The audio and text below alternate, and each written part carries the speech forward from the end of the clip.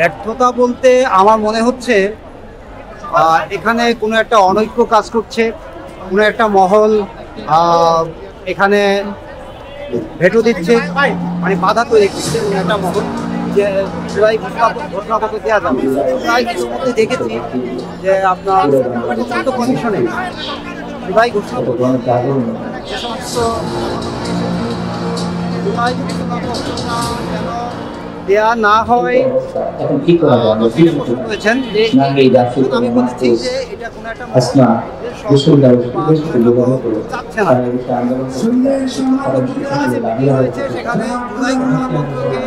আইনি বৈধতা দেওয়ার জন্য একটা কথা আসছে, সাংবিধানিক একটা অবস্থায় নিয়ে যাও, সংবিধান ইনক্লুড করা, সেটা এখনো পর্যন্ত হয়নি এবং না হয় এজন্য কোনো কোনো দল যারা ভিডিও দিচ্ছে আসলে জুলাই সনদ না হলে তাদের কি লাভ?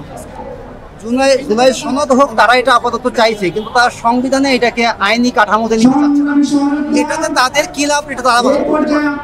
আমরা চাই যেখানে 2000 জীবন দিয়েছে, বাংলাদেশ থেকে হটিয়েছে, হয়েছে জুলাই বিপ্লব হয়েছে, একটা ঘোষণাপত্র যেমন হতো এর আইনি বৈধতা, একটা সাংবিধানিক না হয় আগামী দিনে জুলাই ঘোষণাপত্রকে বা জুলাই সনদকে অ্যাভয়েড করে যে সমস্ত দল ক্ষমতা আসবে তারা রাষ্ট্র পরিচালনা করতে পারে এবং একই কায়দায় ফেসিবাদী হয়ে তারা রাখতে চাচ্ছে, এটা আমাদের।